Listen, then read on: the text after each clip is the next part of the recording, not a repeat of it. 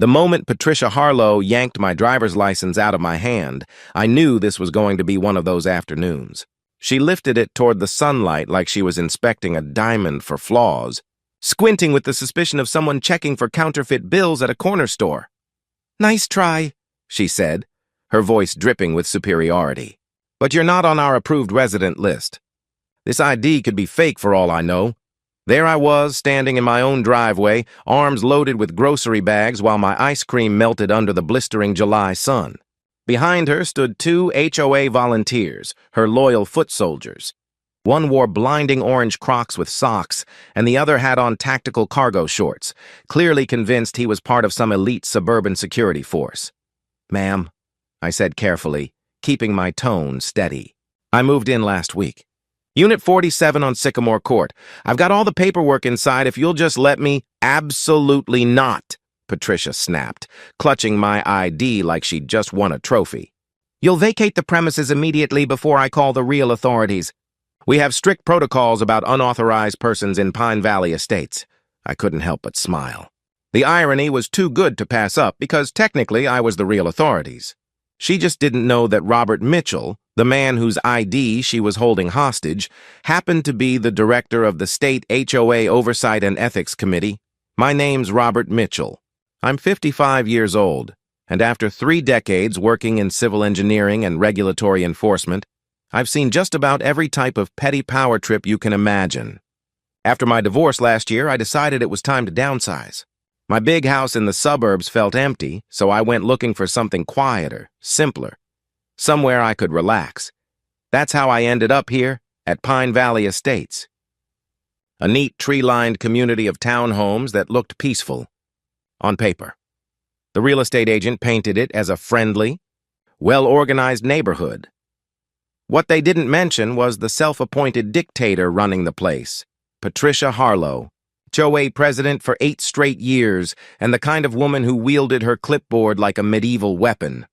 Now, my background meant I wasn't new to bureaucracy. For years, I'd worked in zoning and infrastructure compliance before I accepted my current position as director of the state Homeowner Governance Integrity Board, a fancy title for the agency that keeps HOA boards from turning into mini-monarchies.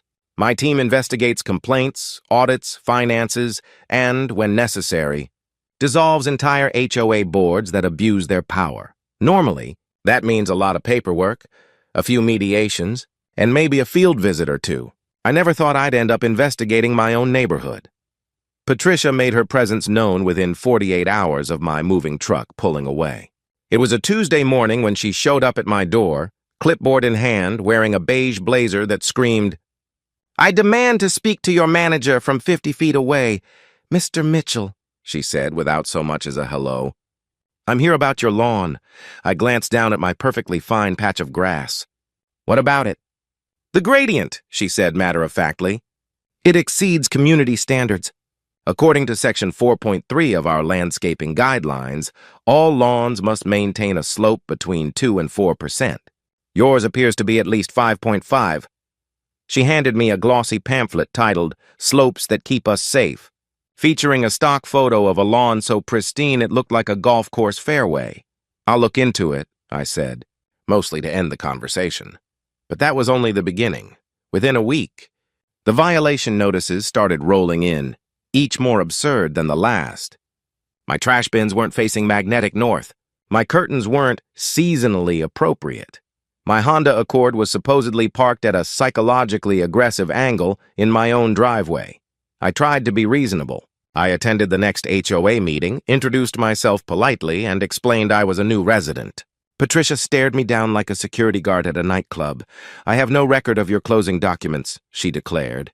"You'll need to provide proof of residency before you're allowed to speak at meetings." "I live here," I said, doing my best to stay calm. "I pay HOA dues." "Anyone can claim to pay dues," she replied with a dismissive wave. "Until you're verified in our system, you're considered a guest at best, a trespasser at worst." The situation escalated from irritating to outrageous when she blocked off my mailbox with orange cones, labeling it "Pending Residential Verification." For 3 days, I had to pick up my mail at the post office like some sort of Vagrant. Which brings us back to that blistering afternoon in my driveway, Patricia clutching my ID, while her sidekicks stood guard like they were protecting national secrets. "This is theft," I said, keeping my tone even. "You can't just take someone's identification." "It's not theft if it's for community security," she snapped, clearly proud of her logic. "Chad here is going to scan this through our verification system." Chad, the cargo shorts guy, pulled out what looked suspiciously like a grocery store barcode scanner and waved it near my license. After a few seconds of staring dramatically at the blank screen, he said, "No matches. Definitely unauthorized." I slowly set my grocery bags down, pulled out my phone, and started recording. "For the record, Patricia," I said, "you're confirming that you've confiscated my legal ID because your personal database doesn't recognize me as a resident?" Patricia puffed up like an angry peacock. "I'm confirming that you're trespassing and impersonating a resident. We've had issues with people sneaking into our pool." "I don't even swim," I muttered. "Exactly what a pool trespasser would say," she fired back triumphantly. At that point, I made a decision. I could have revealed my credentials right there, watched her crumble under the weight of her own arrogance. But where was the fun in that? No, Patricia had earned herself a proper official investigation. "Fine," I said, gathering my groceries. "Keep the ID. I'll be filing a complaint." Patricia actually laughed. "With who? The HOA complaint box? I empty that myself." "We'll see," I said, walking toward my door. "Don't get too comfortable," she shouted after me. "You have 72 hours to provide proof of residency or I'm calling the sheriff." Inside, I set down my melting groceries and went straight to my office. I opened my department's internal website and began documenting everything. Names, dates, statements, the works. The next morning, I filed an official ethics violation report under Article 19B of the State HOA Regulatory Code. Misappropriation of resident identification and abuse of authority.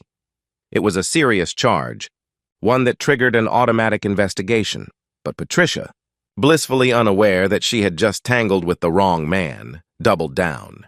The next day, I received a notice that my water would be temporarily suspended for non-compliance radiation emanating from the property, whatever that meant. She had Chad and his crock-wearing partner post no trespassing signs directly on my front lawn. And the final straw?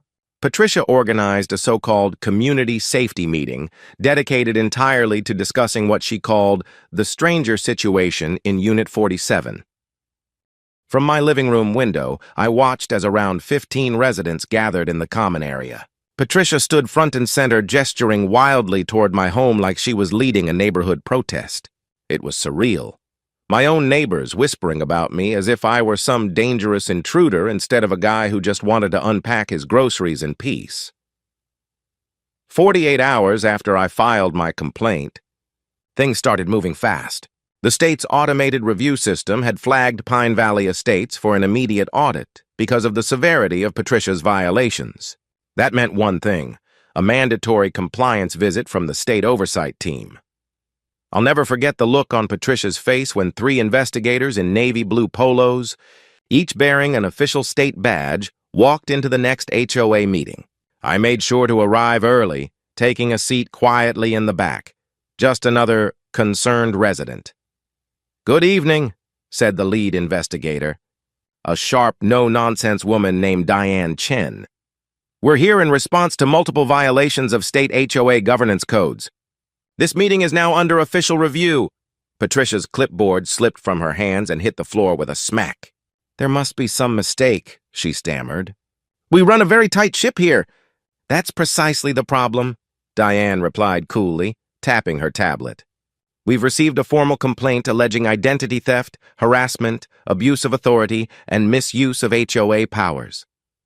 She paused just long enough to let the weight of those words sink in. "Patricia Harlow, are you aware that confiscating a legal ID is a federal offense?" "I was protecting the community," Patricia sputtered. "From a verified resident who provided multiple forms of documentation?" Diane's tone could have frozen lava. That was my cue. I stood up slowly. "Actually," I said, "I'd like my ID back now, Patricia." Every head in the room turned toward me. Patricia's face went from confused to shocked to horrified as Diane continued reading from her tablet. For the record, the complaint was filed by Robert Mitchell, director of the State HOA Oversight and Ethics Committee. She turned to me. Mr. Mitchell, would you like to address the board? I walked to the front of the room, savoring every step. Thank you, I said evenly. I moved to Pine Valley Estates looking for peace. Instead, I've been harassed, had my property blocked, my ID stolen, and been threatened with eviction from my own home. I've documented 17 separate violations of state regulations, all within 2 weeks. Patricia looked like she'd just swallowed a lemon wrapped in barbed wire. You're the director? She croaked. But you never said anything. I tried, I replied calmly. You wouldn't let me speak at meetings because, according to you, I wasn't verified in your system. What followed was one of the most thorough and brutal investigations I've ever witnessed. Over the next 3 days, the state team combed through every record Pine Valley had. And what they found? It was worse than anyone imagined. Patricia had been issuing fines for violations that didn't exist anywhere in the HOA bylaws. She'd actually created her own supplemental rule book with absurd entries like spiritual lawn maintenance and aura-based parking alignment. But it got uglier. Investigators uncovered a secret WhatsApp group called Enforcement Eagles, where Patricia and her inner circle mocked residents, posting pictures of their supposed infractions. One poor homeowner had been fined $300 for owning what Patricia called aggressively cheerful garden gnomes. Then came the financial audit, and that was the final nail.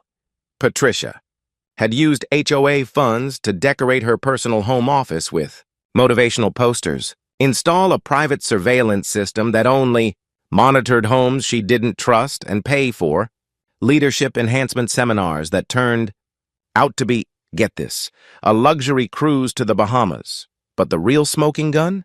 The so-called resident verification database Chad pretended to scan my ID against. It didn't even exist. They'd been fabricating verification results on the spot to intimidate residents they considered troublesome. When the results were presented at the emergency HOA meeting, the community room was packed to capacity. People were standing in the back, whispering, waiting. I spotted the woman with the cheerful gnome sitting in the front row, nearly vibrating with vindication. Diane Chen stepped up to the podium, her expression hard as stone. After a comprehensive investigation, she began, we have found Pine Valley Estates HOA in violation of 37 separate state regulations. Effective immediately, the current board is dissolved pending restructuring. Patricia shot to her feet. You can't do this, she shouted. I've been running this HOA for 8 years. I've kept this community safe from chaos. You've been running it like your personal kingdom, Diane replied firmly.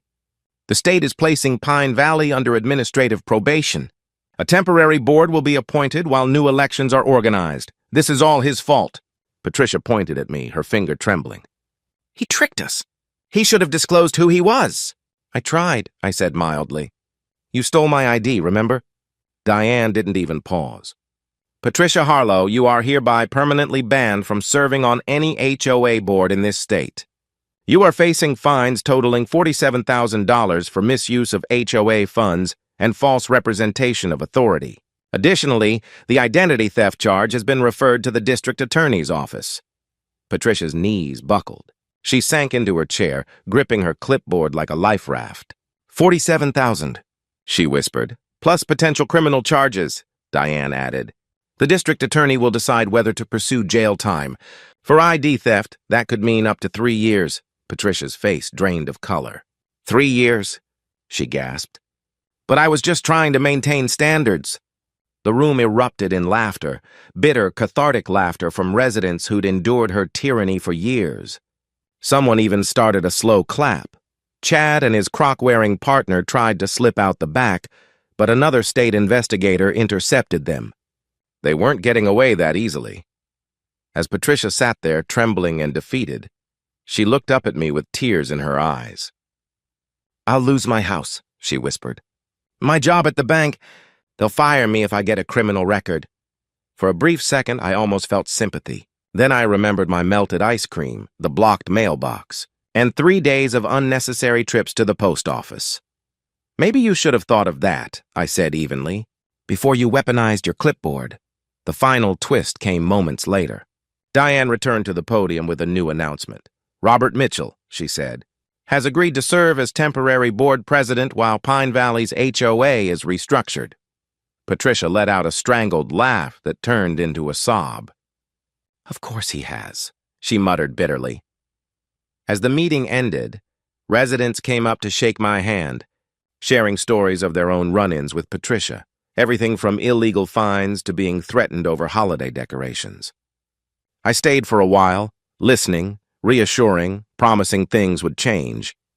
Meanwhile, Patricia stayed in her chair, staring blankly at the fine paperwork in her lap. The last thing I heard as I walked out the door was her whispering under her breath, but his lawn gradient really was 5.5%.